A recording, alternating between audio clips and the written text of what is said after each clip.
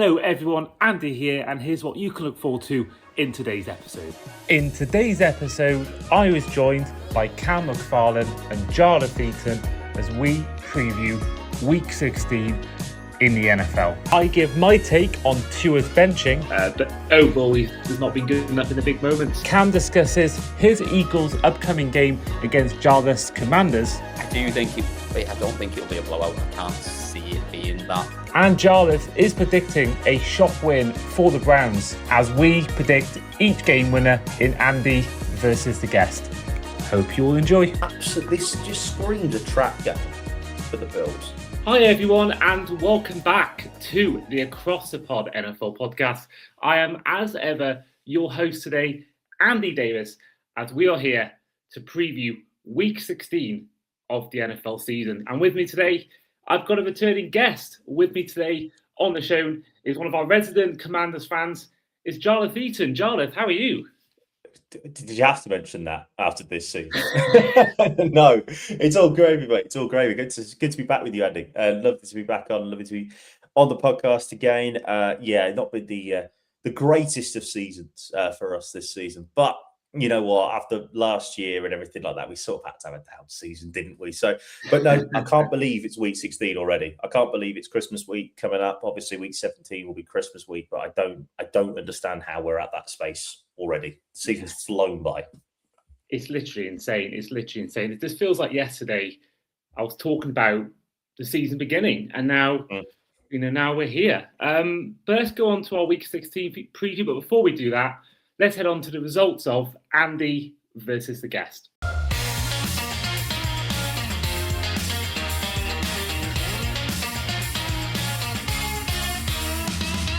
So in last week's show, I brought on Dan for Louis, and in this episode, he actually beat me. He got 12 correct scores, whereas I got 11, which means going into week 16, Jarleth, it's level of 6 apiece between Andy and the guest. So you've got a big pressure now to try and beat me. This is going to be tough. But I'm here for it. Let's go. Well, it starts off on Thursday night as Seattle host the Rams. Wait a second, Jarleth. Can you sense that? Can you feel that? Can you hear that? Yeah, I'm sensing an evil presence. Can you hear that at all? Can you feel it? I can feel it. I can definitely feel it. It's a McFarlane appears on the show. We've got our Eagles fan against the Commanders for this episode. No, you were not expecting that, were you, big fella? No, I did not want that. I do not have the facilities for this big man. I had to spend every jumper on as well. Yeah, I had to spend the summer with him on the T20 Blast podcast, so then we'll have to deal with the winter with him on this as well. Hello, sir. You're right. Good evening, fella. How are we? All good, mate. All good. Good to have you with us. To dash back from a pool comp just to see you, Jarleth. We've had this. Me and Andy have had this in the pipeline for about 3 weeks now, knowing that you were going to be on for this. I can't believe it. You've both done me like an absolute kipper. Not here for it. Not here for it. No, I am. Come on, let's go. Cam, how are you? Really good, mate. Really good. Yeah. Better to be back on having come off the back of a 31-0 win rather than the last couple of weeks with what, let's be honest, was a bit of a shit show, to put it nicely. Oh, yeah. I mean, you've been bailed out by the Cowboys losing to the Vikings. Now it just means 3 games left of the season. It just removes that little bit of tension that might be there in terms of winning the division. I think even if the Cowboys had won, I think there still would have been a lot of faith that the Eagles could have, would have won this division. But I still think had the Cowboys beaten the Vikings, I do think there would have been a little bit more tenseness in the air. And I do feel like with the way it's going, I know you beat the Raiders, but who hasn't beat the Raiders this year? Even we haven't. That's saying something. Who's actually lost to them this year? I've forgotten who's in them. The Patriots have lost to them, which I find crazy considering how the season's been 11-3. They lost to the Raiders week 1. The NFL is a stupid place at times, isn't it? Just all sorts of nonsense happens. Absolutely. But this year in particular, I think, has been the definition of any given Sunday. It's basically turned into the championship, hasn't it? Like everyone beats everyone every week. Absolutely. And for me right now, there isn't a single team that is going to be in the playoff picture that I can't go, there are flaws in that team and they won't win it.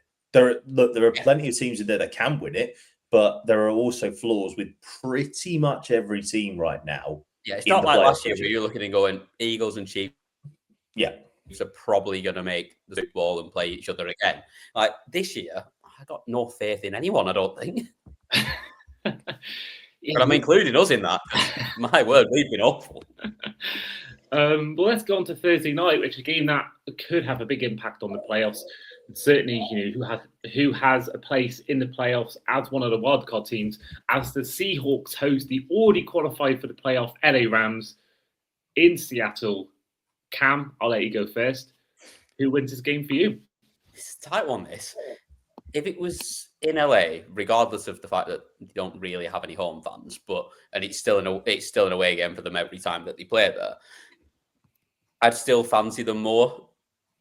But in Seattle, noisy, cold, outside, I think the Seahawks nick it. I think it's a scrappy defensive performance to win it, but I think they just steal it.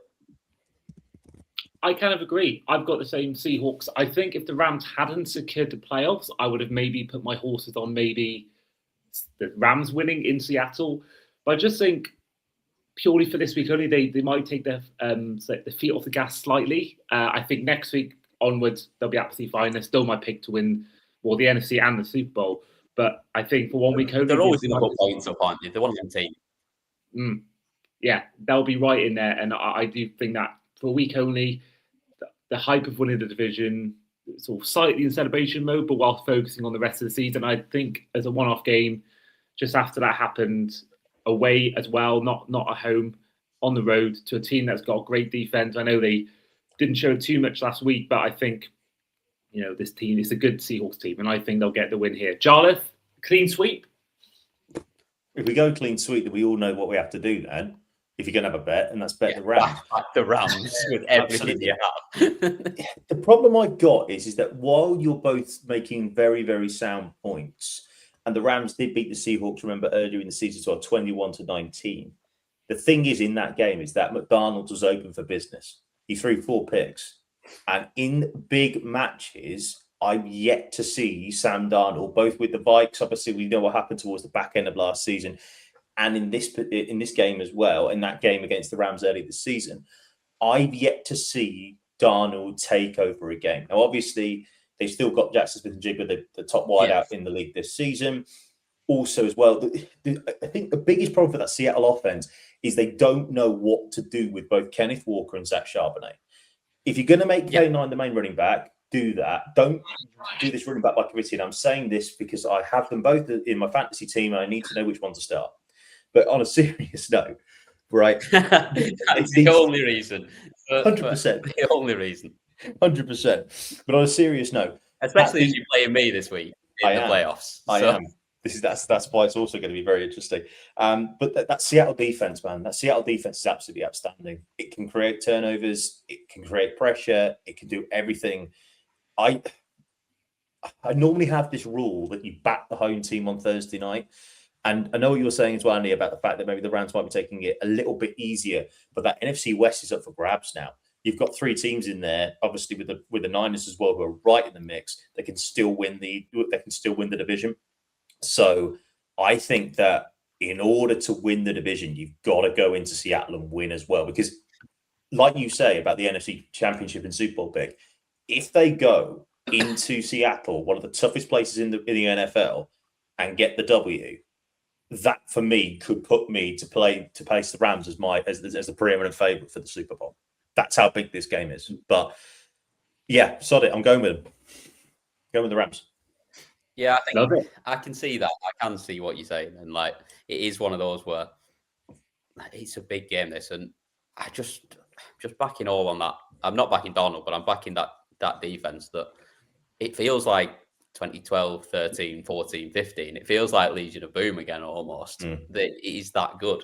And that's all I'm hanging my hat on. But mainly because I think there's more chance of ending up above the Seahawks than the Rams if we've still got a chance. I think we're done on number 1 now anyway, to be honest. But Well, you mentioned fantasy football. We actually have results of our first of 2 charity fantasy leagues we've done this year. And the guests league has been finished this week. And it was once again won by guest Sam Moore, who beat Keg in the championship final. Now, there was a little bit of controversy because I kind of kept the settings as they were.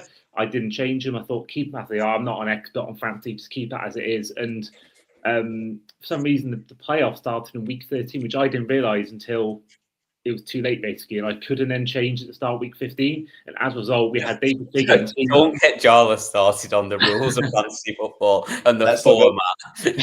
We'll be here all night. We've still got 15 games to preview. I haven't got that time. But David, he actually went unbeaten in the regular season, but he had McCaffrey on a bye in week 14 and he lost to Sam. So, David, if you're listening, I do apologise. So, David might have been the winner in this, but we did end up with a winner, and it was Sam Moore's. And his chosen charity, the National Autistic Society, will get the £105 of the pot going towards them, and that's been donated. And now we've got £145 to give in the listeners' charity league, which I actually bowed out of in the last round just by having the third, I believe it was the third highest score in the entire playoffs at that round. So left, we have Harrison against Tim Rudge, and we have Andrew Manning against, don't know his name, he's put down Waddling in.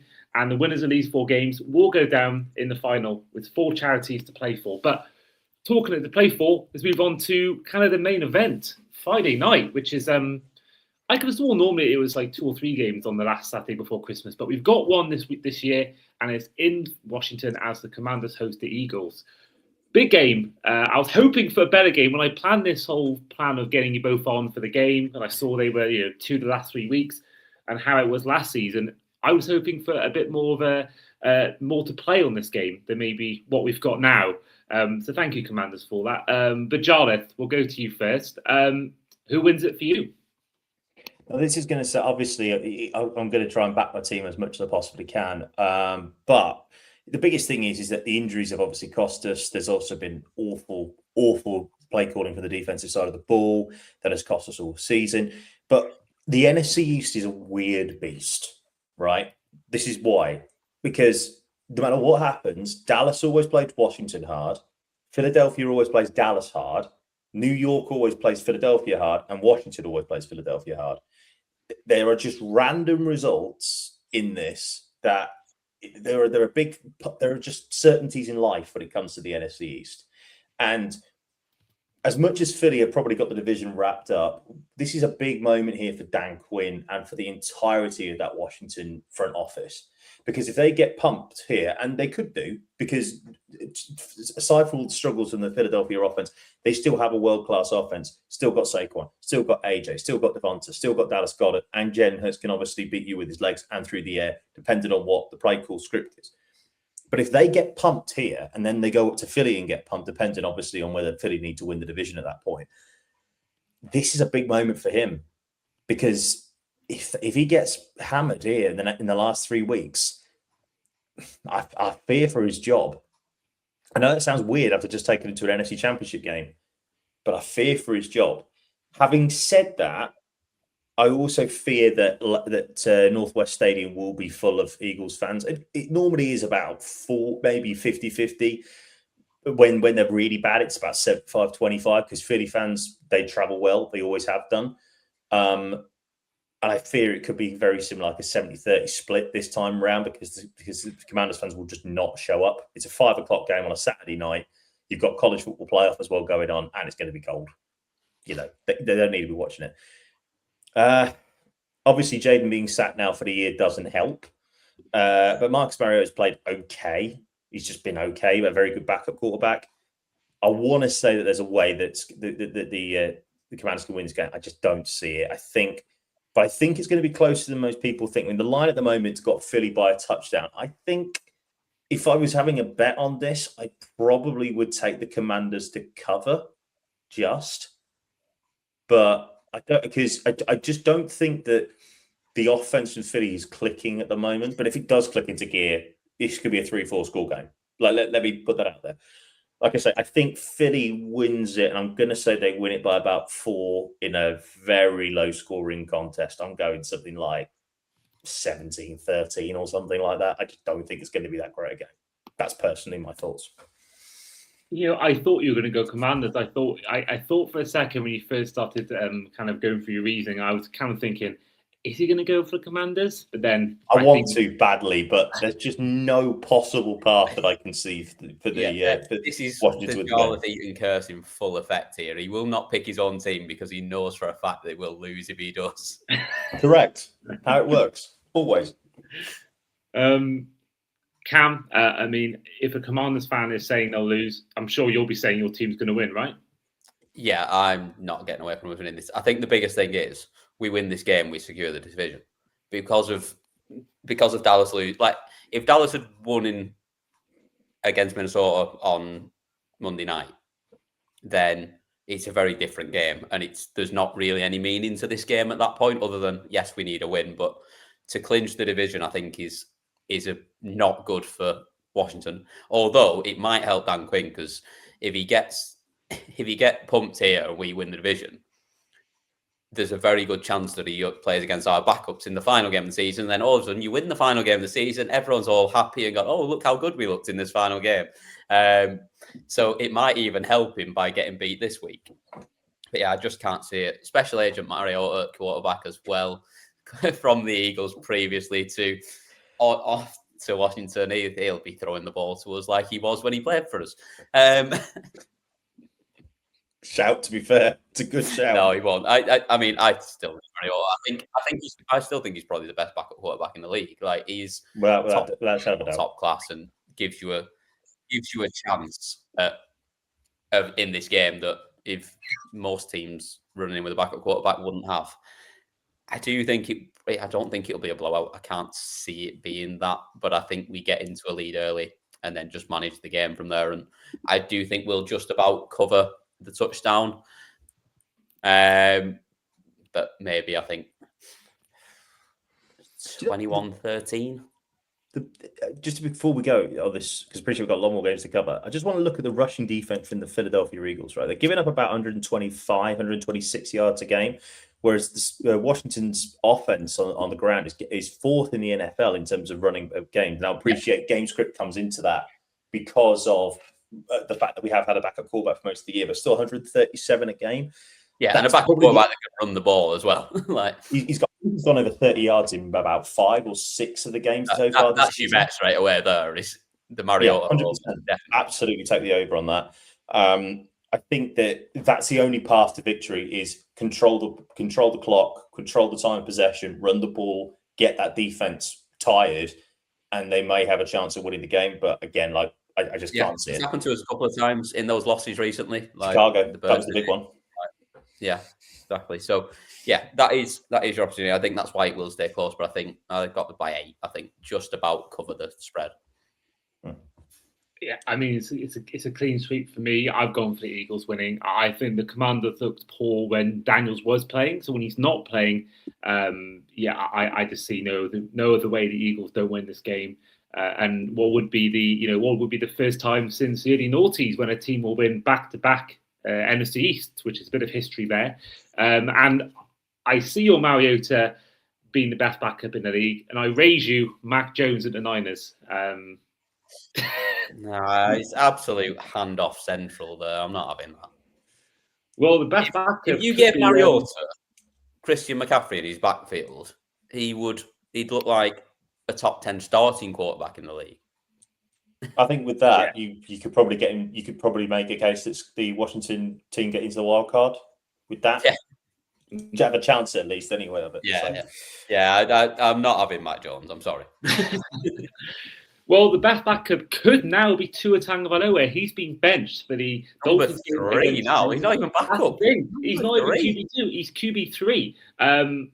I think Alexa, play Cool in the Gang celebration. He's finally not playing a game for us. I think this is the end. I think it felt like the end a little bit. Now, I don't think it's the end necessarily this season because I think the contract is on ridiculous. I think either take the hit for 1 year and just get rid of his contract early, or you just bat out for a year and have someone else starting who can be confident for a year. But either way, this does feel like the end. Certainly is him as a Dolphin starter, which is a shame because when he drafted him, I was very excited about it. All the college highlights I'd watched of him, I was really excited. And when we picked him in COVID, I watched it before work, and I was jumping up on my sofa, thinking we got the guy for our future. And it hasn't worked out. He had one good season, really, and he's only stayed fit for 1 year. Oh, 2 years. He's been fit for this year as well. But yeah, it's not been a person that I've really been warm to the quarterback. I think everyone who's listened to the show regularly will know my views on Tua. Never really been really big fan of his since the moment really I saw him playing regular NFL football for the Dolphins. But yeah, and it's a shame because he has had a lot of injuries, and I won't lie, when I was in the room when he had his press conference after the game, he looked something between the eyes didn't look quite right, and I do worry about him moving forward, just as a general health reasoning. But yeah, it hasn't been great. A few good moments here and there. You had the Ravens win, the comeback win in 2022. You had obviously that 2023 season, which is by far the best I've seen as a fan in all my 15 years being a fan. The best season I've witnessed is that one. Had some good wins there. But overall, there's not been good enough in the big moments. We are, I believe, 0-14 in cold weather games that are below 40 degrees Fahrenheit. And we've only beaten, I think, 2 teams with winning records since he was a starting quarterback. So, yeah, it's a shame. I think that we actually recorded the episode with Daisy Edwards prior to the Steelers' loss. And if you haven't already, do check it out, our Week 15 review. What an awful performance that was. The second half, especially. First half was actually decent. I thought it was pretty defensively solid. Only 1 point behind, and we were 6-3 up. We were either 6-3 or so. We were up in the game anyway towards the end of the second quarter. But then,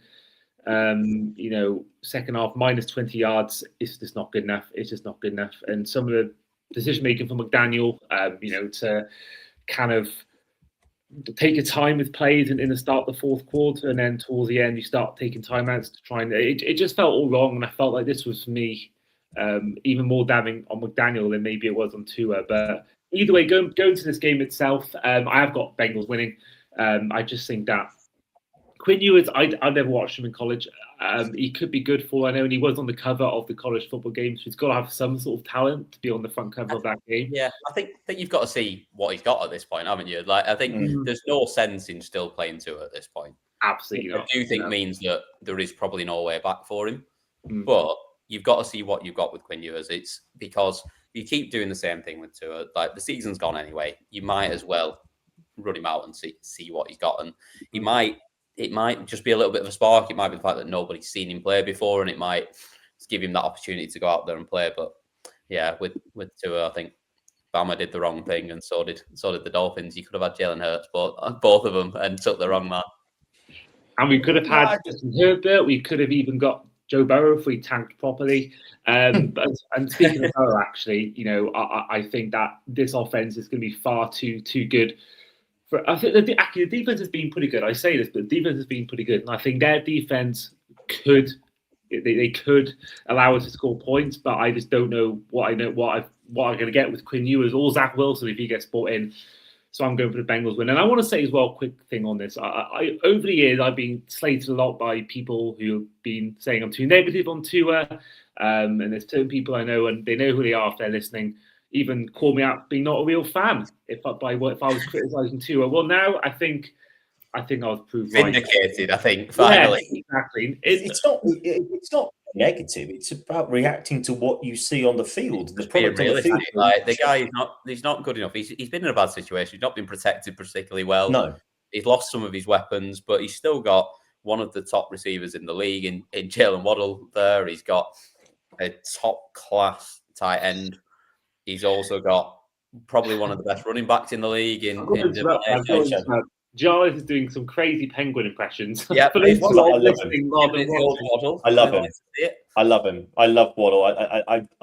He's got weapons there. I don't think the line's particularly good, but it doesn't.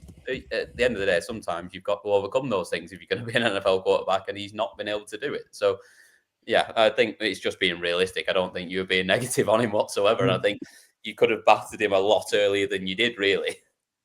Yeah, I mean, to be fair, I did say after the first game, I texted a mate of mine, Dan Mitchell, saying this guy could be a bust after the first game.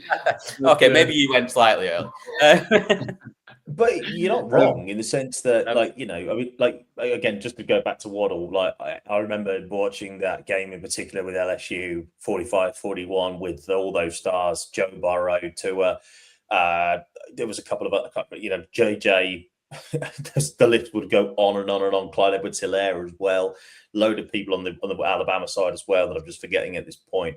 And I just blown away by the speed. And I think actually, Andy, when we were in Madrid and we were watching that game, he didn't have his best game. I'm not saying he did, but I was blown away by the speed that he showed. He was absolutely outstanding. And then you say about Quinn Ewers.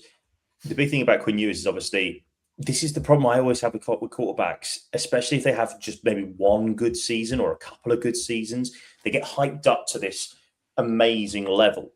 And he obviously reached the college football playoff semi-final last year, lost to the eventual champions at Ohio State in a really, really tough game. Lost to Georgia, though, in the SEC championship and lost twice. I mean, looking at his stats from last year, 65.8% completion percentage, nearly 3,500 yards, 31 touchdowns.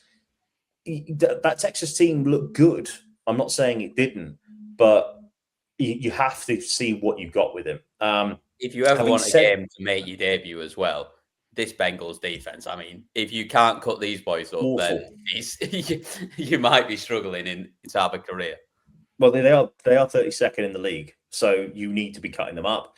And obviously as well, now that they were in the playoff picture. They're in the AFC North race for about a week after they beat the Ravens on Thanksgiving. And now they're out of it again. Do you sit Burrow now as well at this point? I mean, he looks like he's done anyway when you see his press conferences at the moment. He does not want to be out on that field. There were a few players against the Ravens last week where I watched it and just thought, he's just checked out on him. He's just strolled over to the side and thrown the ball away. He's not even attempted to go through his reads. He's just gone, first one's not there, not bothered, just going to throw it away. I'm making sure I don't get hit here because he's making business decisions right now. He's not. Yep. So 100%. I like Miami in this game. I do too. I think as well, you mentioned Burrow quickly. I mean, I think personally, I can see a world where he either does an Andrew Luck and retires, or he moves on. I think there's one team I've been earmarking. People talk about the Vikings. I think there's one team that do have a draft pick via the Falcons, 10th overall, the Rams. And I think personally, if the Rams win it, like I think they're going to win it this year, I can see Stafford going into the sun and sort of ending his career. I mean, what more of a seamless transition than you have in that? With those weapons. Exactly. I think for him, he can't go to a team where he hasn't got the protection, because that's the reason why he probably wants out for Cincy. Yeah. And I think the Rams, if you've got a team who's got, such a great young team as well, and a great head coach, I think, personally. Will they sell the farm again, though? But they've got a 10th overall pick, and if he wants to leave, then that's I think you're talking 2 this year and 2 ones the next 2 years as well. I think you're talking 4 first rounders if you want Burrow. But mate, if you've got Nakua, you've got Devontae on one side, you've obviously got Kyron Williams and Blake Corum. Corum, by the way, is going to be an absolute stud. I've seen him in Michigan for years, a couple of years now, before he obviously got into the NFL, and that defense is still frightening. Like, if I'm Rams, I'm going F them picks, especially because where is Super Bowl 61 being held? So fine stadium. Yeah, if you want to come straight back, don't you? Absolutely.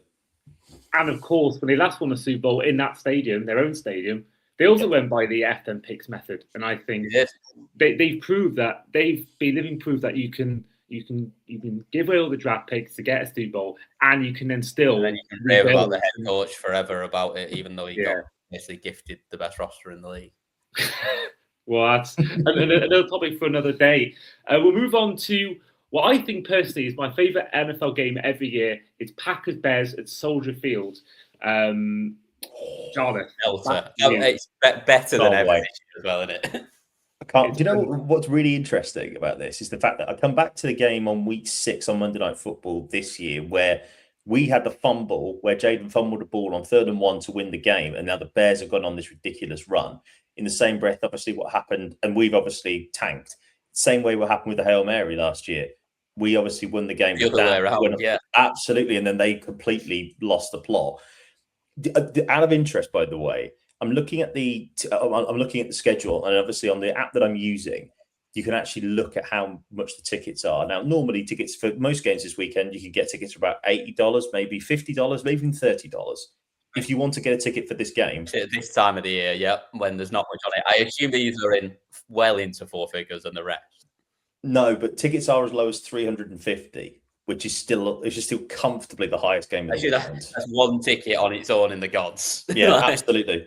Now I have a strange feeling about this game because obviously we saw it 2 weeks ago, and this isn't me trying to protect Daniels when I say I'm still not completely sold on Caleb Williams. But I'm not sold on Jordan Love either. No, I agree. Both quarterbacks can absolutely start firing, but both quarterbacks can also turn the football over. Yeah. So you look at the Packers. The Packers, averaging about 225 a game through the air. Chicago averaging 217. I think the biggest thing here is the rushing attack. The Chicago Bears. I don't know what happened to Kyle Monganui last week. I don't know why. I mean, I'm grateful because I had both him and Swift in my fantasy team again. I've handcuffed both of them, and the fact that I put Swift in at 543, great stuff. I think they just decided to keep riding Swift because he was playing out of his skin. Well, this is the thing, like you look at the Packers running the attack, 117 yards on the ground. Chicago's averaging nearly 152 yards a game, but they lost to the Packers. But they always lose to the Packers in Lambeau. That's just how it works. I think if the Bears win this game, then, well, obviously the NFC North race is over anyway. But as a side note, I think that the NFC playoff picture is set. All we need to do is work out the seedings. I think there's no way the Lions, there's no way that the Cowboys are going to get in there. There's also no way that the Panthers will get in there unless they win the NFC South. This is really tight. But the line at the moment says Chicago 1.5. I think that's about right. 46.5 points is stupid. I think that's far too high. Yeah, I can't see it going that high either. Especially in the frozen area of Chicago. I trust that Packers defense without Micah Parsons as well because he's done for the year. That's the big point for me. That's where I'm making my decision. I think that Packers team is still very, very good, but I think I'm gonna go with the Bears. If Parsons hadn't done his ACL, which is a crying shame, by the way, for the season he was having. I'd probably go on the Packers, but no, I'll pick the Bears. It's gonna be tight though. Yeah, I've gone for Bears as well. I think, the Bears lost to the Packers last year when the Packers didn't have Parsons on the team, but at the same time, the Bears weren't, on 10 wins like they are now. So I do think that, it's in Chicago as well. I think the Packers, I still think there's a spot open for the Lions. I think the Packers have got to be careful. If they lose to the Bears in this game and the Lions win their game in week 16 as well, that will bring, I believe, both teams level on wins or at least level on losses. So I think that opens up the entirely. I think this Packers team has still got enough, but I just think in this game, and I think the Bears, have been, had an underwhelming loss recently, but got back to winning ways against an easy opponent. I back them to win. I think there's a good vibe in Chicago right now. It's one of the best Bears teams I've ever seen. Apart from maybe not difficult. Let's be honest. I mean, you've got the that's a low bar. You've got that one team that made it 2018, the double doink year. But apart from that, I don't think that's cool. 2010 was the only real team that I remember. We talked more about the double doink year. That was great. Yeah. 2010 was the last time they actually won a playoff game. I'm pretty sure, wasn't it? When they made the NFC Championship game, when it was BJ Raji picking off Jay Cutler in the end zone. Yeah. Damn. I mean, I wish I watched the NFL at that time more, apart from just highlights. I'd love to have watched live a Packers Bears NFC Championship. That would have been insane. It was insane. It was really good. Just before we go on, sorry, Cam, I just want to shout out about the Bears, talking about their offense. 369 yards a game on offense. That's the 5th best in the league. Yeah. Going to be tough to stop without pass. Sorry, man, carry on. Very much so. I'm with you. I'm making a clean sweep. I'm taking the Bears to win this one as well. I think, luckily for Micah, he doesn't need an ACL to be able to do his podcast, so I'm sure he'll be all right still. But I do like that backfield, though, for the Packers in terms of the secondary. I like Xavier McKinney. I like Carrington Valentine. I like... they're a good side, no doubt. They're a good defense without him, but it just elevated them a little bit more by having that threat. And without that there, I just think the Bears will squeak it, but I think it's close. I think it's really, really close. Yeah, exactly. Apologies for listeners in advance for this joke. Cam, you mentioned riding Swift, and speaking of which, the Chiefs take on the Titans. Wonderful segue. That's fabulous, to be honest. It's almost like the 4th and Inches group chat. All of us, all over the day. There are things you can say have that conversation. I think. I'm going for the stunner. I'm going for the Titans win. Purely because Minshew's playing quarterback, and I think the Chiefs, they're out of the playoffs now. Oh no, I won't have any Minshew slander on here. We're not. Have you watched the Titans this season? I know you do the podcast, but have you watched them? To be honest, the Titans have looked better in recent weeks. They can't look worse. I just think right now momentum's at an all-time low for the Chiefs. They're not making the playoffs now, so I think the Cam's desire to win probably isn't there. And the way it's been pretty awful the last few weeks. If Mahomes is there, I think it depends if you know that they've been eliminated. Because listening to Chris Jones the other day, he didn't realise until he got told that he got listened to Ron Rivera 2 years ago after we lost to, who was it, the Browns, wasn't it? He was like, got eliminated, did we? Yep. I mean, who cares about this game now? Well, no, I do actually. It's a very nothing game, isn't it? I only care because the Chiefs dynasty, at least for 1 year, is done. After seeing the Patriots for the best part of the decade in the 21st century, and then the Chiefs, it's nice to have someone else to have a go. The line still is -3.5 for KC, and I still think that's far too low because I don't rate the Titans. I know Campbell has been playing better, but they're still not great. The over-under, by the way, is 37.5. That's too low, even with Minshew quarterback. I was going to say, I actually think that goes comfortably over that, to be honest. Yeah. No, Chiefs will still win this for me. I think that, again, I think this is a really important moment for Andy Reid because it will depend on what does he want to do. He won 3 Super Bowls in 5 years. He's won 3 Super Bowls in 5 years. He's made another 2 in the last, in 6 years. Or whatever. I think there's only been 1 Super Bowl between 54 and 59 that the Chiefs haven't been involved in, and that was Super Bowl 56. So it's a big moment for him because does he want to hang on? Does he want to try and rebuild? Well, that's it. Is he at the stage of his career where he's thinking, I'm a coach that's here for a rebuild? Like, I could see him maybe going somewhere else and having a year where he's got a roster that he thinks he could win with.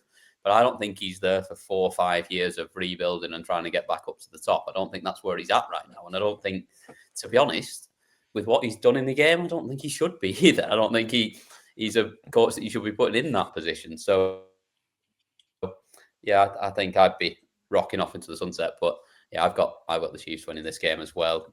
Bit of Minshew magic. I'm going to have them winning it by 7 with a touchdown drive at the end from Minshew to take them over the line. Okay, well, moving on to our next game, which is a big game for the NFC South, and it is the feature of our cover graphic on this episode. It's Panthers against Bucks. I'm gutted, by the way.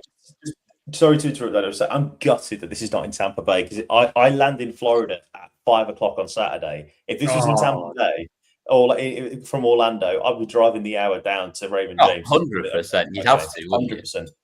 100%. So, sorry to interrupt, mate. Oh, it's all good. I mean, I could say Jacksonville aren't also home. The only team that are home in Florida this weekend are the Dolphins. But get yourself down to Miami, son.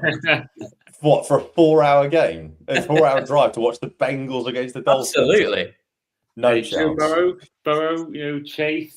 Quinn Ewers. No. It isn't doing it for me, son.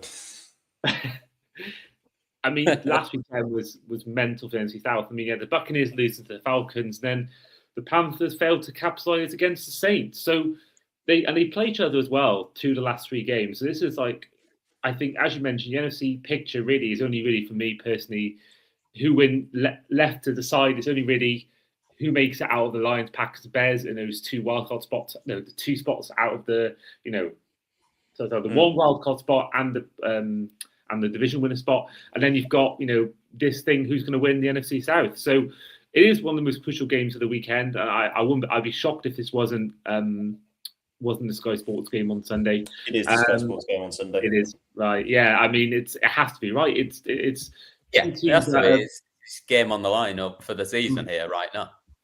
Yeah, I agree. And Cam, who wins it for you?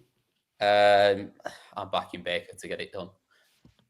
Interesting. I've gone Panthers. I just think that what I've seen from the Buccaneers this last month and a half has been awful. It's been they've lost, I won't say 6 of the last 7. It's been a crazily bad run of form, and Panthers have been sort of going an upward trajectory. I know they lost to the Saints last week, but they've been pretty good this last month. And I think the way momentum is at a time of year where that does matter, teams, can get in these ruts, or they can get in these great momentums. And I just think right now it's in Carolina as well. I don't know how much of a home advantage it is to play in Carolina, but I think even without that being a factor, I still think the momentum is really high with the Panthers right now, despite the loss. And they almost would have got a boost from the Bucs losing, because they kind of would have viewed that as a free hit, because they know they've still got to pay the Buccaneers twice. So yeah, I'm going for the Panthers to win. But again, I wouldn't be shocked if the Bucs win. I think it's one of those ones where if I'm wrong, I wouldn't be completely shocked. Yeah, I'm the same as you. Like, either way that I see this, or if it ends up in a tie, I would not be shocked at any of the 3 outcomes. Can you imagine a tie? Yeah, that would really make that one. Leave it on to the last week. That would be amazing. That would be amazing. That would be the Sunday Night Football game. I can guarantee you here and now, unless something stupid happens. The Sunday Night Football game to determine. It might be anyway, because they could both. Whoever wins it this week could end up losing next week, and then it leaves them in the same position anyway. But yeah, a tie would be fabulous. But regardless, I think that'll be the Sunday Night Football game. Week 18 will be Panthers Bucs for the division. That's my early prediction. It's a shame because you got Chargers Broncos. There's a 2-win gap, probably unlikely. Colts Texans. If the Colts hadn't lost Daniel Jones, maybe that would have been it. But it's a shame that you haven't got Lions against Packers or anything like that. The only one I can see rivaling it is either Seahawks Niners, if they're both trying to get a wild card spot, or the one I think could be it is Ravens Steelers. That's the only one I can see potentially being, because they're 1 win difference, but that could be different by the time it gets to week 18. So I think they're the kind of 2 games. I think one game. I think one of Panthers, Bucs, and Steelers, Ravens will be on the Saturday night on ESPN. Yeah, and I think one of those games, the other game, will be flexed into Sunday Night Football. There's no way ESPN will get both of them, but I think one of those will be flexed into Sunday night, 100%. But Jarleth, we'll go to you. Are you going Panthers or are you going Bucs? Again, looking at lines, I like looking at lines and spreads, Andy. That's my sort of looking to determine what I want to do with this. Over unders 45.5, which I find interesting. I think that might be just a tad too high, but it's right on the bubble. I think the odds makes that one right. I don't think that Tampa Bay -3 is a good line. I'd happily take the Panthers to cover that at that front. I think this comes down to defense for me. The Tampa Bay Buccaneers defense has been woeful in the past few weeks. I think they're towards the bottom end of the league now, actually. They are, what are they, 25th in the league or 24th in the league, total defense? And I think this is a big moment for Carolina too, because the owner has been absolutely tossed around like a rag doll in terms of how rubbish he's been and all the rest of it. And David Tepper, since obviously Dan Snyder left the building. And I also think that this is the first time that Carolina's had a real chance of doing something going into a postseason since that magic Super Bowl run in 2015. So I think the Panthers fans will show up here. And I think that might help them. I think at home, I like the Panthers. Yeah, I do. yeah, I think either way, it's an exciting game. And I can't wait for it. Probably the most I've ever been excited for a Panthers Bus game. I'm not gonna lie. Yeah, it's a big cracking game. I hope it's on our station in our region.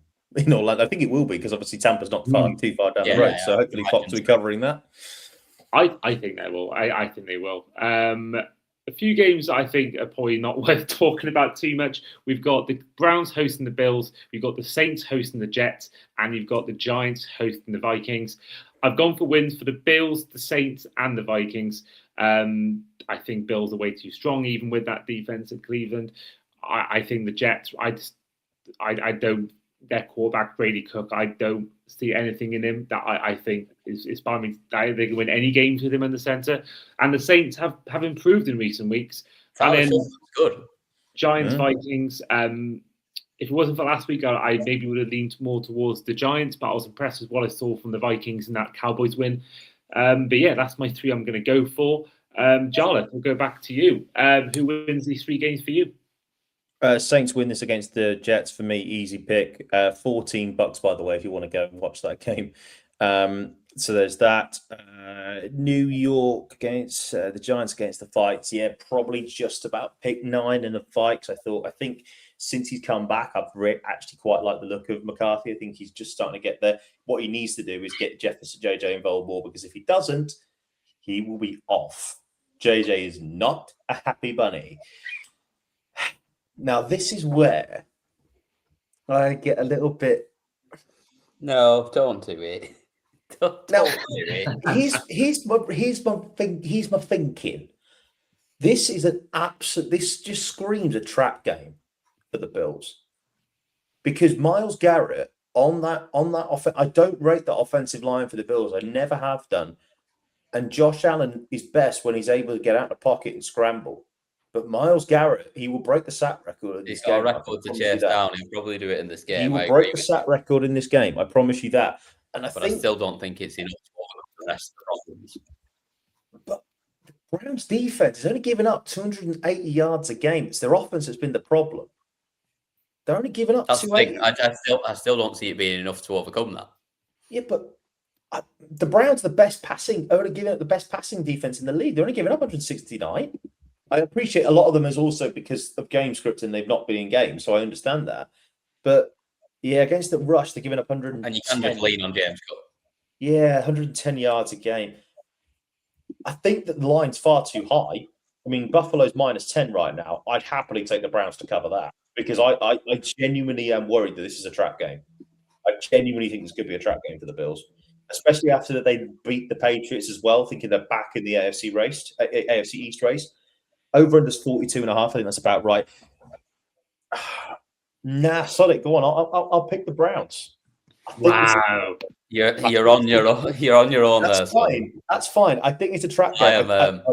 I'm backing up. I'm backing on these picks. I think -10 for the Bills. Far too high. Give me the Browns to cover at least. 100%. Yeah, I'm taking the Bills, the Saints, and the Vikings. I'm not even questioning any of them. Just if there was any value in backing them, I'd be all over it, but there won't be. I think you get some decent value on at least the Browns. Give me a touchdown. I'll take that. I'm sorry. Shoulders, Bobbins. Yeah, but they've still got Quishon Junkins against that Bills rushing defense. And that rushing defense is not good. Yeah, but he's not been as good the last couple of weeks either, though. I worry this is a trap game for him. I really do.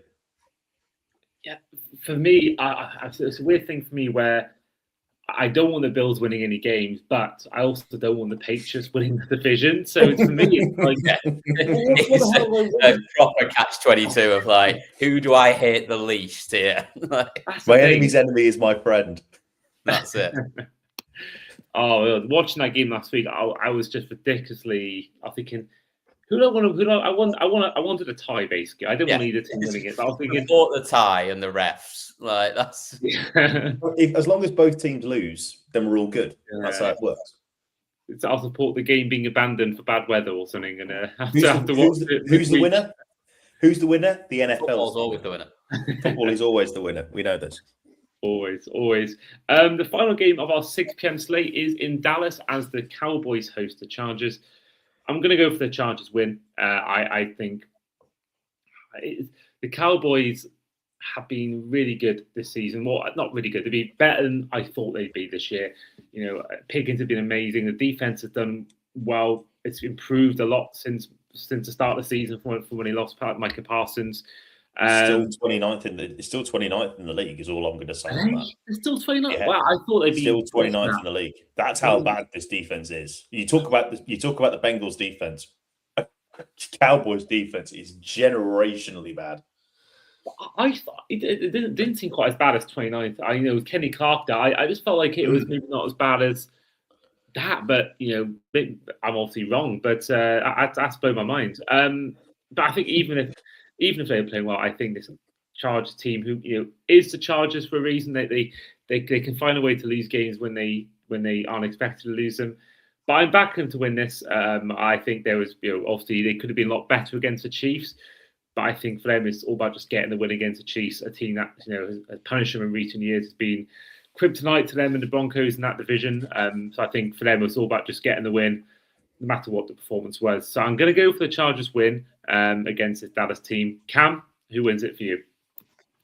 Yeah, you can pick holes in the Chargers, and there's plenty of them, but they're still 10-4. And they seem to just be able to overcome the holes that they've got. And yeah, I have zero faith in this Dallas team doing anything. The quarterback's not good enough. Most of the team's not good enough. They've got some good weapons on offense. The defense is absolutely bobbins, and they're lucky to be 6-7-1. To be honest, I think they're a worse side all round than probably the Commanders are, but they have managed to overcome that a little bit. I see no way that they even get... Well, it will be close because the Chargers keep every game close, but they'll never actually get close enough to winning it. No. See, I disagree. I've always disagreed with you on Dak Prescott this year. Not necessarily... Everyone's giving it all this MVP talk about him. It's utter nonsense. He's not even got a winning record. And he's not even got a better passer rating than Jalen Hurts, who apparently is a running back according to everyone in the league.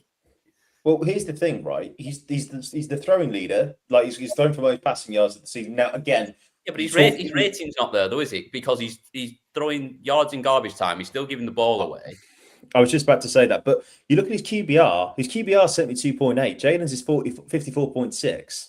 That's all I'm going to. There's a stat on that. Quarterback rating is 0.3 difference between Hurts and Prescott. I'm not saying that now. Initially, at the start of the season, I was going Dak Prescott MVP because without him, the Cowboys would have been 0-17. But now, I'm not saying that level. But you have to respect the fact that he's thrown for nearly 4,000 yards. He's thrown for 26 touchdowns. The biggest problem is 10 interceptions. That's how many of them are in garbage time though? But they're not. And he's still not got a winning record. I genuinely don't think they've been that much garbage time this year. Maybe they've scored a few more points to make things respectable, but it's the defense that's put them in that position. Yeah, it is. The defense is a bigger problem than the offense. But if you want a quarterback to lead your team, he would be very low on the list of starting quarterbacks for me. I agree. When it comes down to it and when it matters, he's not going to do it. I agree. I'm not debating that. I don't think that he's... Again, on this Sunday, he will not do it and the Chargers will win. Dallas, by the way, is -2.5 at home because they've got a home team. Give me... Well, I'll just take money line on the Chargers then. Yeah. I don't even want the spread. Give me the better money line. The over-under is 49.5, and I think he could fly over, to be fair, because I still am not sold on that Chargers defense. Is decent. I'm not sold on them, though. But I agree with you, by the way. I'm not. But this is me going in a roundabout way of saying I'm picking the Cowboys. I'm not. The Chargers will win this game, but I think it could be another offensive shootout just because that defense can't stop a cold. And I've got Herbert starting for me on Sunday, so 40 points, please, Justin. 40 points. Do not hand it off. Just keep no runs allowed. He will hand it off a lot though, because they always do, and because Hampton will do the job when you need him to. Well, let's move on to the later slate. Really, 4 games that I think are mostly quite, favorited. I think certainly the Detroit Lions hosting Pittsburgh Steelers. I'm going for the Lions. Texans against Raiders. I'm going for the Texans. I think there's 2 games there that I think, for me, are quite easy to pick. And then you've got Broncos hosting the Jags, and you've got the Cardinals hosting the Falcons. Now, Falcons, Cardinals is actually, probably the most, I think, Broncos Jags is the hardest one to predict. And I think that's probably the highlight of the 4 games. And I think that is one where you could easily see either team winning it. I think purely by just having the slightly better, or I say much better defense. The Broncos defense for me is one of the best, if not the best defense in the league. And I think at home, a mile high with that altitude, I think that personally, that will give the Broncos the edge. And I think Cardinals Falcons, I'm going to give the edge to the Falcons just because of what I saw against the Bucs. And I know I've criticised the Bucs earlier on in the episode, but I just feel like there's still enough players there. Bijan Robinson, Kyle Pitts, Kirk Cousins on his day, which these days is very often. But I think I just don't see anything from this Cardinals team that makes me think they're going to win any games. Brissett's been fine, okay, but I don't think I've looked at him and gone, he's a guy that's going to be the starter next year. And, with James Conner injured, McBride is the only real bright spark in that offense right now. I was going to say, that's the one thing where I think they can win this game. Trevor McBride is the best player at his position right now. I'll always rate Bowers over McBride. But it's not a bad argument, but also as well, by the way, you got to respect what Michael Wilson's doing in that offense as well with Marvin Harrison out. He's been on the charge since then. They do keep losing games though, but I think this is one where they actually get over the line. I think Arizona wins. I agree. Because I think the Falcons are bobbins, like they are really good. This is the most track game of all track games. By the way, again, tickets. If you want to go and you're listening, $11 if you're in Arizona this weekend. If you want to go, they'll buy you 2 pints, a hot dog, and give you your seat. Atlanta's -3 on this. Again, absolutely 100% give you the Cardinals money line on that. A 48.5 over under, I think, is far too high. I still think the Cardinals. I think the Cardinals will do it. I think I do like McBride. I think he's absolutely outstanding. I do like Michael Wilson and what they're doing, and Brissett has been better than Kyler could ever be. Really, I've never rated Kyler. So. I don't agree with that, but I've never rated Kyler. I still think he's good, but Brissett is serviceable as a backup, but he will do a job. No, the rest of the games for me, like Denver, Jacksonville. I know the Jags have been good this year, but at Mile High, I'm not even putting it as close. I think Jacksonville are not going to be able to rock up into Denver and win that one. T-Law's going to go into the cold. No. Yeah, exactly. Like Houston beat Las Vegas. That's just done. You might as well not even play it. There's no point. And just to say quickly, mate. Sorry, the Lions beat the Steelers as well. Sorry, mate. I do apologize for interrupting. I was just going to say about Houston. You mentioned the best defense in the league. This is it. Yeah. This Houston Texans defense is the best defense in the league. And I'm not joking to you. If they go on and get into that wild card, good luck, everyone. Anything could happen. They have a real shot. I mean, they are the 7th seed and they would have to go at the moment to the Patriots. But I back the Houston Texans over the New England Patriots every single day of the week now, because Stroud's getting back into that level on the offensive line, on the offensive side of the ball. Nico Collins in particular. He's really got to go and play in the cold and the horribleness stuff. That's the only. They do, and we all know that the game will be at 4:35 Eastern on a Saturday because that is how it works. It's the Houston Texan time slot, but that defense is outstanding. It's absolutely legit. Yeah, outstanding. I agree with you around Denver. T-Law going up to the cold, just not happening. The over-under on that, by the way, 46.5. That is the one that I will be backing the under on any day of the week. 51.5, by the way, for the Pittsburgh Steelers and the Detroit Lions. I'd be going under on that as well. I don't like an under, but I don't think that goes over either. No, I agree. Aaron Rodgers, though. No. He owns the Lions, doesn't he? Jameer Gibbs rather than Aaron Rodgers. That's the pick. Well, to be fair, it's Aaron Ra, isn't it, at the moment? Because I think the Steelers' defense has actually been pretty decent against the run. And Jameer Gibbs recently, I know he's been popping off. But they didn't really use him a lot this week, but no.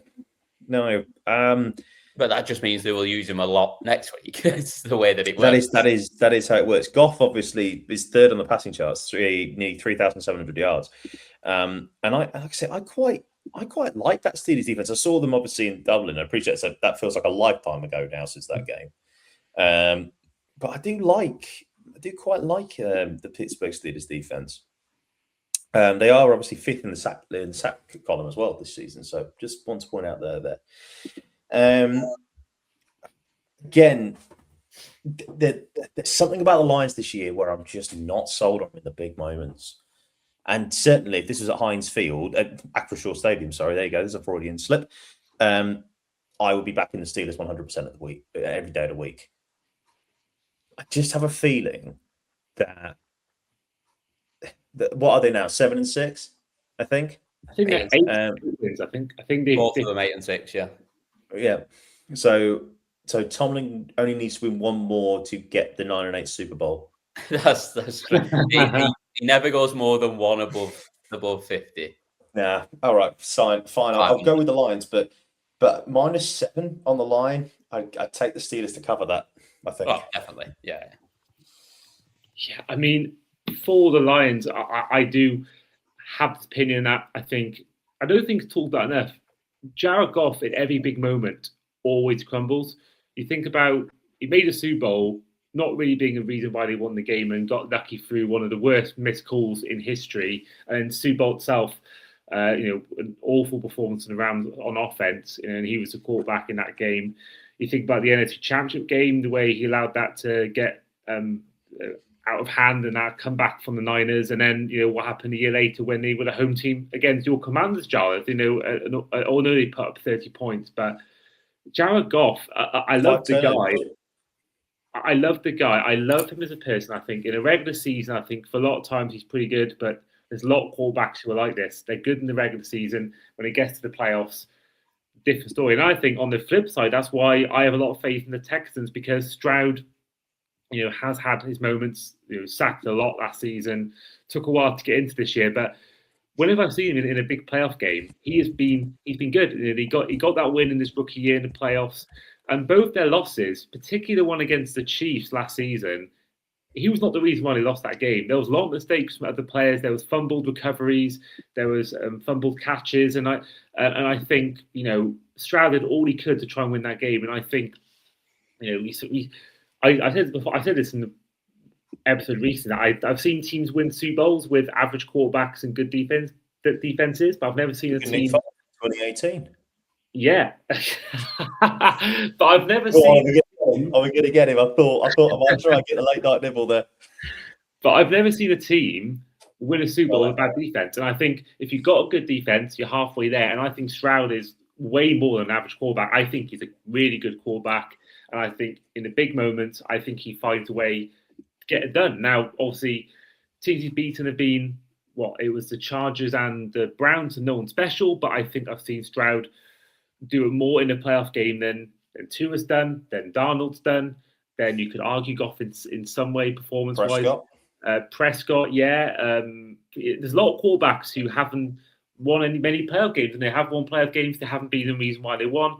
But Stroud, for me, I think is brilliant, and I think this Texans team certainly, I think would beat. Who's going to be the 4th seed? It's going to be who's going to be the 4th seed? They haven't started. But anyway, I think that there's a lot of teams. I think they on their day they could beat the Patriots. I think on their day they wouldn't beat the Broncos, but I think they could beat. Oh, I think they can. I think the Jaguars they beat. I think the Chargers they beat. And I think looking elsewhere, I think Ravens or Steelers, whoever makes that, if we're winning that division, I think they lose to the Texans as well. So I think certainly for me, the Broncos and maybe the Bills if it's in Highmark, but the Broncos are not all that. As well. I think the Broncos are not all that. They are. I think it's probably 3-0, but it won't be a good game. But I tell you right now, even if you do have to go up to Mile High and do it, I can guarantee you right now that I'd have the Texans' favourite over the Broncos. The Broncos are not legit. They are not. That offense is not good enough. They still don't trust Bo Nix to throw it more than 3 yards. Absolutely right. Absolutely right. I think that defense in a year which it is open for any kind of for a team to win it and sort of not ever do again. And I think we're due a Trent Dilfer year. We are due a Trent Dilfer year. We haven't had really that since maybe Joe Flacco. So I think we are due a Trent Dilfer year. So for me, I think even if he plays badly, I just backed his defense and a Sean Payton-led offense and team overall. But what does Payton do though? Payton always, it's so often with him, The Saints were always the bridesmaids, never the bride. Yes, they won the Super Bowl in 2010, and I get that. But there's so many opportunities for him and Brees to get to another Super Bowl that they absolutely bombed. I don't trust him. Just overdoes it at times, and he's another one of those that, a bit like McVay, is similar as well for me, that try and do too much rather than just doing what they need to do. There's honestly, right now in the playoff picture, there's no team in the AFC that I'd go, yeah, bang on. Like, I know I've been shouting about the Texans, but I still don't think their offense is gelling that well all the time. There's no team in the AFC that I could completely go, they will win every single game. And as I said before, if the Rams beat the Seahawks on Thursday night, then I agree with you, Andy, that they will be the preeminent favourites to win the Super Bowl. I agree. I was saying previously that I think the NFC beats the AFC in the Super Bowl, no matter who's 100%. There. Whoever comes out of it. I think the one team maybe would be the Bucs or Panthers, but I think certainly Eagles, Rams, who else? Bears, Packers, on their day the Niners. I think they beat most teams. I think the Bills, if you've got Josh Allen, you've always got a chance. I think Josh Allen could become, they could win that Super Bowl maybe like 40-38. I think Josh Allen could turn to Superman. I think, that would mean that the Bills, that would mean the Bills have to get to a Super Bowl. And we know that the football gods don't allow that. They've got to get past the AFC Championship yet. Not allowed that, you know that. Well, the one team they can't beat isn't in it. So that's true. That is a good point. Gone. It might be a gift this time, yeah. Yeah, I think. I had a great quote from a Man City fan when they were teasing him about losing the FA Cup final to Man U, and it was something like his name was Steve, Man City fan, big on social media, and he was saying something like, I'll put the quote now on the videos on the podcast, so because I can't remember, something about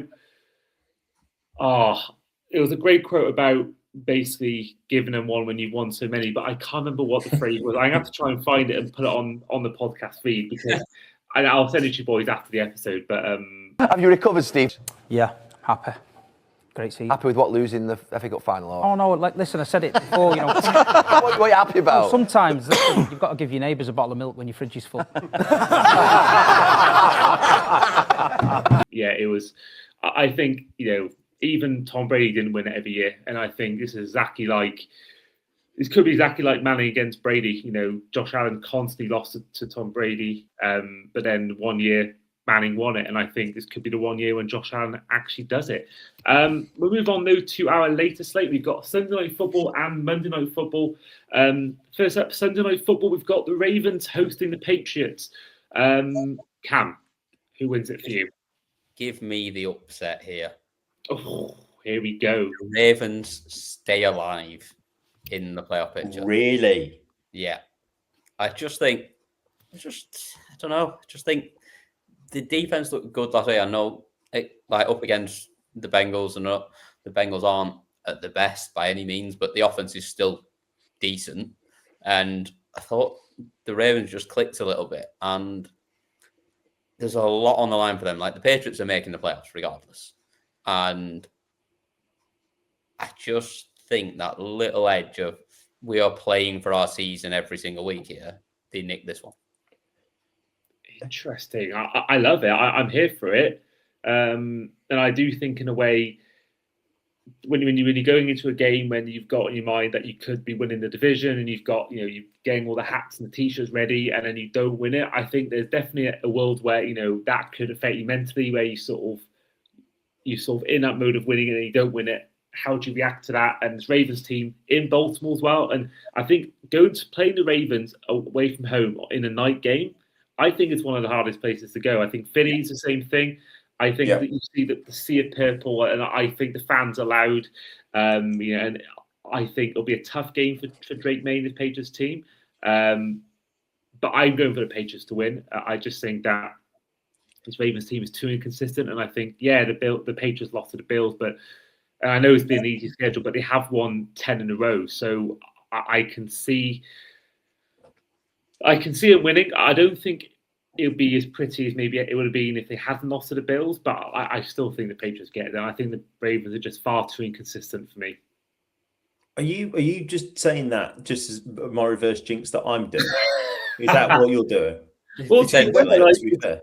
it's like Sophie's choice. Either way, I'm seeing a team I don't like winning it. So Yeah. either way, it's like it's at this point, like I don't really care who wins it because I don't want either team winning it. Maybe the Pats, because I've seen the Pats win it, whereas I've never seen the Bills win a Super Bowl, and that kind of is the one thing we have over the Bills. Is the fact that we've won a Super Bowl and they haven't. If they win a Super Bowl, then we can't ever tease them ever again. So maybe the Patriots I want to win just about in the AFC East, but also I want it to be the Broncos or Texans winning that AFC. I don't want to see a Josh Allen or Drake May lifting that Lamar Hunt trophy. Absolutely no way.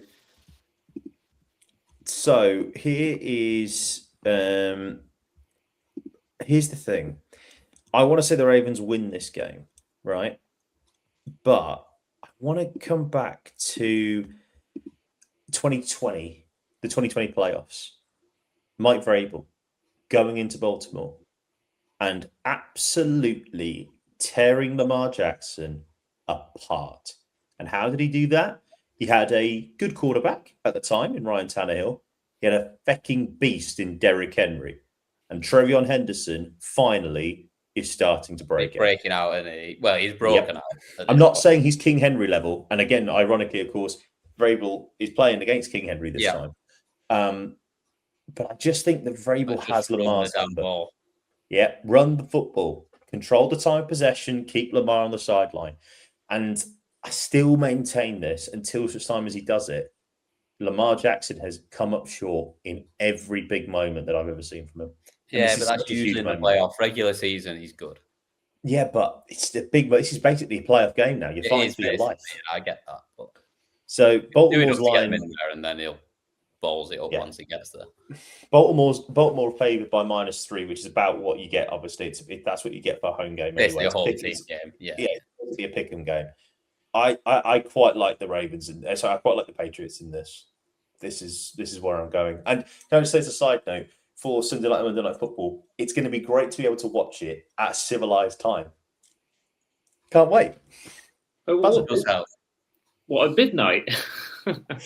No, I'll be what? No, I'll be what? No, oh, yeah, of course, yeah. Yeah, he's got the advantage of being in America on United States time, on Eastern Standard Time. I can't wait. That's going to be great. I remember as well when I watched a primetime game in the West Coast, and it was on at like 5 p.m. Amazing! Like so good, so good. Our final game has been a bit ruined by the injury to Daniel Jones, because if you'd said this game a month ago, Colts 8-2 against the Niners. I can't think what they were at that point when they went to Berlin. I think they were about 6-4, weren't they? I think. Yeah. They've basically they've both gone the complete opposite way since then. Yeah, exactly. And I think that would have been such an exciting prospect. But now Colts are free falling. They look better than I thought they would under Rivers, but you're not sold on Philip Rivers at quarterback. I wasn't sold on Daniel Jones at quarterback. I wasn't sold on them then. I think they were bang average, and quite rightly now they're getting found out. Jonathan Taylor's getting stuffed, and that's it. Job done. I agree totally. That's what I'm always saying. Even when they were riding high 7-1, I always said that they were pretenders. And I think that Rivers, there was points in that game where he looked. I just can't get my head around the fact of dragging a man off the bench, not even off the bench, off like the retirement. He's brought coming out for retirement days and thinking he's still going to be able to play quarterback at a decent level. There are much better players as backups on teams right now, or that are not even like Taylor Heineke would have been a better free agent pickup than Philip Rivers. What was that? Was it Nick Sudfeld? Was it that you had? Studfeld. Old Studfeld. Yeah, Nick Sudfeld. Also available. Either of those two would have been a better pickup. Who was the guy that came in the championship game? Who was the guy? Who was your? No. Who's the? For you last year. Tanner McKee. That's it. Get him in. World class, mate. He came into the game against the Raiders on Sunday and just went 3 from 3, and it just does what he wants. Yeah, I think there was one play particularly where he stumbled around, and you could just tell he was old. It's just the throwing of the ball, like he doesn't have that velocity anymore. It's not there. It looks like it's coming out so slowly out of his hand. The thing as well, like he didn't have it 5 years ago. He lost it when he was playing. Well, exactly. That's why he went off into the sunset. Yeah, exactly. And now it's got. I mean, fair play. I mean, I assume he's had like 9 more kids and he wanted to get paid again. I'm not sure. Oh my god! I mean, yeah, it must have been just. Imagine just watching your teacher at school playing in the NFL. Try and picture my teachers at school. Try and picture them playing. I remember there was one guy teacher of ours, who played in some like rugby game that was on TV, but it was like Welsh third division rugby. It was on TV in a very niche channel. But like to see your teacher literally playing in an NFL game in week 15 of a season, but insane. But fair play to him. He's forfeited his chance to be in the Hall of Fame this year, which I think he would have done. Had he not retired, I think he's sacrificed his own personal achievements for a team. So I've got to give him credit. Yeah, I mean, for him, it's an opportunity on a good roster to go and have a go. But Christian McCaffrey runs all over them this week, and they get absolutely battered. Yeah, I think that defense as well. I think it's a very well coached team. No other team could have this many injuries and win games like the Niners. It's a really good organization, really well run, and I think that even if Jones was playing, I would still back the Niners because I think the Colts have been free falling massively. Jarleth put a nail on the head. You stop Taylor, you stop this Colts offense, and I think we've seen his yardage decrease massively in the last few weeks because of that reason, because they found a way to stop the Colts. I can't wait. It's not just that, it's the fact that there is no jeopardy anywhere else now. Like you weren't able to just stack the box and stop him before, but now you can because you know that you weren't getting beat with Rivers' arm. Final point on the Niners, by the way. I know I won't be here with you for 17 and week 18. What an end to the season they got.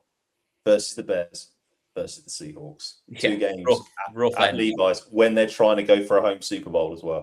Think how bad it looked though 4 weeks ago as well when the Colts were flying high as well. It looked awful at that point. Niners are doing well, man. I think they can win out. They really do, and they could potentially still pit the Rams and the Seahawks to the division. The whole playoff could go through Levi's Stadium, of course. It wouldn't shock me if that was the case. Don't ruin everything for me. I just don't like them. I never have, and I never will. They're a bad franchise. Fair enough. They've got a massive chip on the shoulder. Think they're better than they are, and realistically, they win nothing most of the time, and they rock up into Philly and get slapped every time. So. Tell us how you really feel, love. I don't know. It goes back to the playoff game back in 2018 when they got played off the park at Lincoln Financial Field, and then all the players just started trying to injure our players because they're bad losers. So. F them, basically. Oh, well, there we are. That is the end of our predictions. So in total, we've all gone for wins for the Eagles, the Bears, the Bills, Chargers, Saints, Vikings, Broncos, Lions, Texans, and Niners. Whereas we've gone for in total 6 games with different outcome predictions. So in Rams, Seahawks, myself and Cam went for the Seahawks, and Jarleth went for the Rams.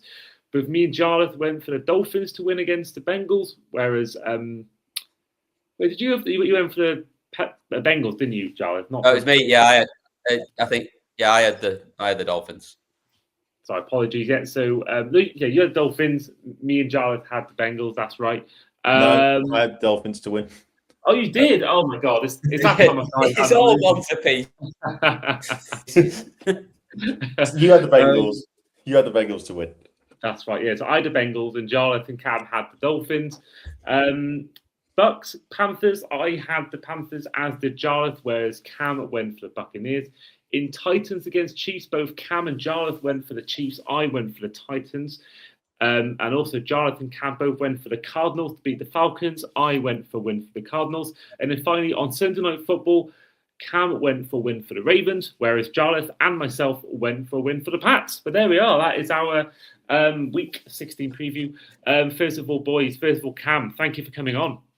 No problem at all. Thank you very much for having me. It was good fun to sneak that up on Jarleth at the last minute. Well, I'm so glad it went well because I've been planning it the whole season pretty much, and then sort of I had a brainwave about week 10 thinking. Yeah, you messaged me a while ago now, so it's been building up to it for a little bit as well. So it was good fun, that. Always a pleasure, Jarleth, mate. good having you on. Always a pleasure, Andy. Always a pleasure to see you. Cam, yeah. No, always a pleasure to see you, man. Always a pleasure seeing you. I look forward to a good few months of it next year, as always, on the T20 Blast podcast. Let's get that in there at the end. Oh, let's get the plug in. Absolutely. If you are a fan of cricket and if you are listening to the show, then do head over to the T20 Blast podcast. Not only do you get podcasts on podcast platforms, not only do you get social media content on Instagram, Twitter, but you also get content they do at games in the media credentials. So if you like cricket, that is definitely the podcast for you. But in the meantime, this has been the Across the Pod NFL podcast, our Week 16 preview with, as ever, your guest today, myself, Andy Davis, and two members of the T20 Blast podcast in Commanders fan, Jarleth Eaton, Eagles fan, Cam McFarlane, and we'll see you guys next time. Take care.